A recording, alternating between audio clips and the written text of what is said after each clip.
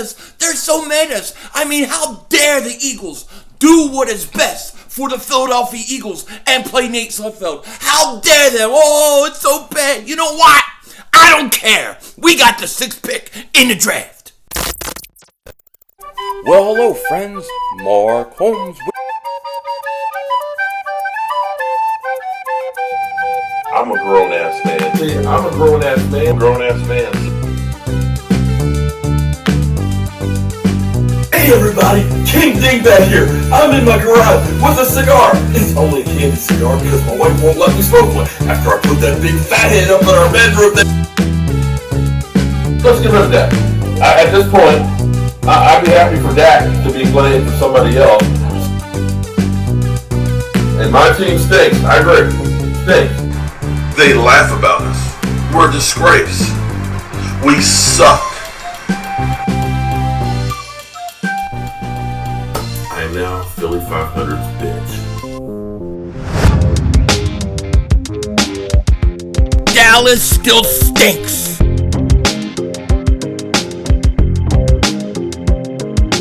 Everybody doing? King Dingbat here. I hope everybody's having a great Monday. I hope you guys are doing well. The Eagles football season is over. Pathetically, we went 4-11-1. Horrible.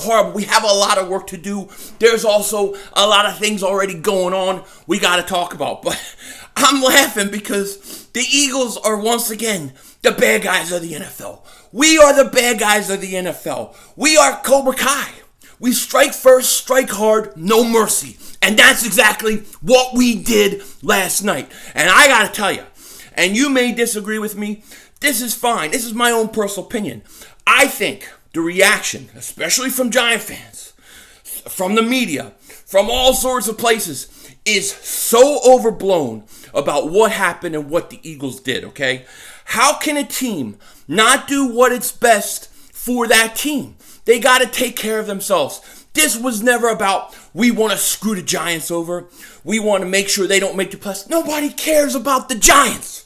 They stink. They always stink. They'll stink this year. They'll stink next year. They'll stink the year after.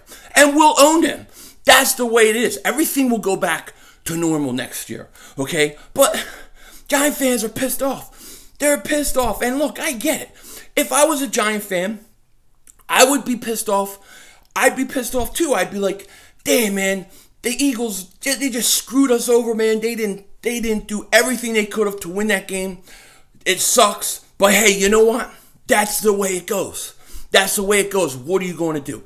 And I'd leave it at that. But they're pissed off. We need to go after the Eagles. We need to strip them of their draft picks because they put Nate Sudfeld in. Let me tell you, I wouldn't have put Nate Sudfeld in the fourth quarter. I would have started his ass. I would have started him. I would have started him all week. I would have said, we're playing Nate Sudfeld. No need to get Jalen Hurts hurt. No need to see what he can do. We know what we got him. We know what we have in Carson. But we need to evaluate Nate Sudfeld. And I would have done it. And if they would have done it that way, they probably would have had a lot less resistance, okay? However, I look at this completely different than most people, I guess. I don't know. I look at it like this. I don't see it as any different than the number one seed that has clinched the home field advantage throughout the playoffs. I don't see it any different as them sitting their starters and not playing them. Kansas City Chiefs, if they were playing Washington yesterday, they would have sat Mahomes. They would have sat their starters. Why get them hurt? And you'll say, oh, well, they're going to the playoffs. They're trying to win. Well, guess what? You could get a player hurt. Guy could tear his ACL, tear his Achilles. And you know what? His whole next season is pretty much shot. So why get Jalen Hurts hurt? Why get him hurt if he's the guy he may be your franchise quarterback next year if we're going to trade Carson Wentz? If Carson Wentz may get traded or may be the starter next year, why get him hurt? Why do it? What's the point? So the Giants can make the playoffs? It makes absolutely no sense. And if you're thinking of trading Carson Wentz to, the Indianapolis Colts, you may want to know what you have in Nate Sudfeld as a backup. He hasn't really had any playing time. Throw him in there with a team that has a decent defense that is trying to win a division. I have no problem with it. The Eagles did what they did, which was what was best for the Eagles. And here's the thing. If the players out there weren't playing, weren't trying to win, if they were sitting there and messing up on purpose, then you have an argument. But each one of those players, including Nate Sudfeld, were trying to win. They were trying to win. The coaches were calling plays to win. If they could have won, the Eagles would have been happy. But they weren't going to risk their future. Just like an AFC number 1 seed or NFC number 1 seed, when they have clinched everything and have a game left, don't want to risk it. There's no difference. That's how I see it. That's how I see it exactly.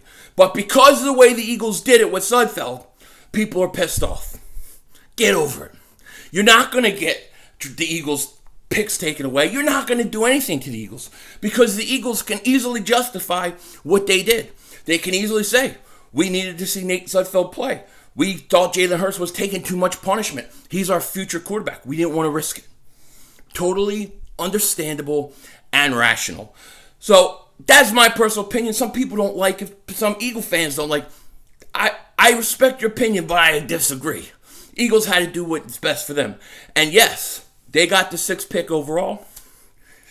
We're going to talk a lot about who they should draft and all those kind of things. But yeah, getting the 6th pick is better than the 9th pick, especially, and this is what bothers me, especially that Howie Roseman is coming back, and it looks like he has all his power, all his complete control, and he's going to be in charge of the draft. Now, I have to say, I disagree with this 100%. I think Jeffery Lurie is making the wrong move. I don't think Howie Roseman should be in charge of the draft. You can keep him in the organization, but he can't be part of this draft. He cannot be evaluating the talent. I think this is a mistake and is setting up the Eagles for disaster. It's not the 6th pick overall is not what I'm scared of. It's that 2nd round pick, that 3rd round pick, those 5th round picks. Those are low picks in those rounds of the draft. You got to hit on them. That's how you get out of this salary cap situation. So I 100% disagree with the Eagles keeping Howie Roseman in his same position. I think it's a mistake. And I think if we go through another season like we did, if a lot of stuff doesn't change, it starts with Howie. It starts with Howie Roseman. That is why. He has to be replaced. But it doesn't look like it's going to happen. So that's bad news. That is very bad news, in my opinion. But at the same time, he's the guy making the picks. I hope he gets them all right. I want to hit on his draft. It's very important. I got to hope and got to root that they'll make the right moves this offseason. What other choice do we have? Okay? It's going to be very interesting. You know, a lot of talk about Carson, if he's going to get traded. The Eagles are saying, hey, you know what? We're not ready to move on from him. We still believe in him and things like that. We're not having those conversations. They're not going to tell you whether they are or they aren't. However, I do think it's interesting that Carson Wentz refused to meet with the press today, meaning he doesn't want to deny any of the reports, meaning he has nothing to say. So it tells you that these reports most likely are true, that he's going to at least ask for a trade. The Eagles may not give him a trade, but that may be the way it is. We'll have to see. And I got to say, I watched all these press conferences today, and I got to give a huge shout out to Zach Ertz.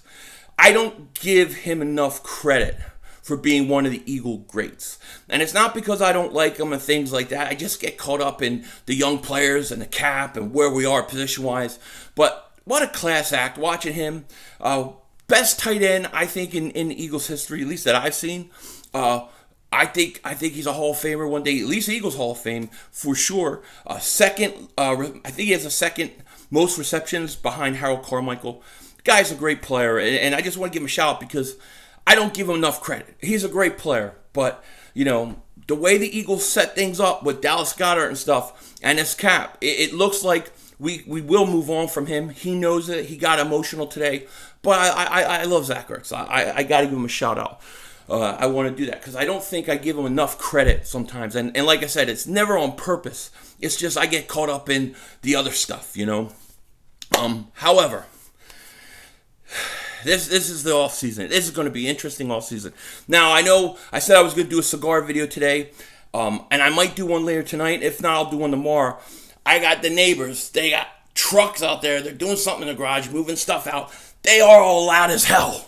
They are loud as hell. And I can't smoke a stogie without screaming at these people. So I'm like, you better just wait so I don't start fights in the neighborhood and all that kind of stuff. Then I get the lady who has the dog that pisses and poops in everybody's yard. She comes, and it's a mess. But I don't know what the hell. It's loud. I can hear him right now. I don't know if it's coming through the mic, but pain in my ass. So I'll do the cigar video later on, either tonight or tomorrow. And it'll be a season-ending cigar, and we're going to talk a lot about that 6th pick in the draft and where I want to go. That's what I want to talk about. The other thing we got to say is the Eagles, they made some moves today. A very interesting move was the Eagles restructured Alshon Jeffery and Malik Jackson's contract. Now, when I saw this initial report, I flipped out. I was like, you have to be kidding me. You can't bring these guys back and be throwing money down the road. I was pissed. I was like, what? What are we doing? But then I read a little further into some things, and it's kind of actually really interesting what the Eagles are doing. Basically, they restructured Alshon's contract and Malik Jackson's contract. Now, they're going to save like $21 million under the cap this year. So that's going to give them $21 million of relief. Still a long way to go. However, the way it's set up, they're going to have to cut them.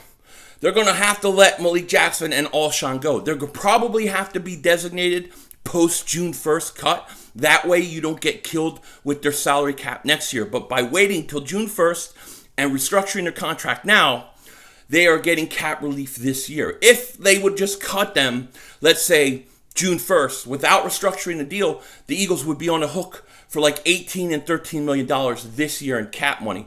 But because they're restructuring them now, therefore, if they cut them post June 1st, they could get out of their contract really, really cheap. And this may be the best way for the Eagles to do it. So it sounds like this is a good move. It sounds like Alshon and Malik are more likely now gone than ever. And you know that's going to happen. There's going to be a lot of guys that move. But the Eagles get $21 million in cap saving this year. And then when they cut them June 1st, it'll save money on that 2022 cap. Now, I think some of that money is going to be, they're going to have to eat in dead money because of restructuring. However, they're going to wind up saving a lot of money this year, and they need all the help they can get. No question about it. But that's $21 million right there. And so you figure there's other moves coming. Deshaun Jackson. I don't know what they're going to do with Derek Barnett. The Eagles are going to they're going to make a lot of interesting moves. Howie Roseman was talking today that because of the whole pandemic 1984, COVID-19, that they kind of went off their plan of just bringing in young guys and getting younger to getting more veterans. And I think it was a big mistake. Big mistake. And we'll see. Are they going to get real young this year? I hope so. But it's going to be a very, very interesting all season. I cannot wait. And like I said, we'll be talking a lot about this 6th pick overall. This is a huge pick for us. This is a huge draft. You got to hit 1st round, 2nd round, 3rd round. Because if you do, that's how you get out of this hell of the salary cap. A lot of people think the Eagles are going to the basement for 5-6 years, all those things. I tell them, basement is just a short stop back on our way to paradise. And I think 1 year, 2 years, the Eagles could get back to form. You know what I mean? It's going to be interesting to see what they do with Carson Wentz. I personally still think keep Carson Wentz, keep Jalen Hurts, and then have them have an open quarterback competition. That's what I would do. That's what I'm hoping. We'll see. With that said, I hope you guys have a great day. I might do a cigar video later or tomorrow morning. We'll see. But however, take care. Talk to you later. And don't be a dingbat.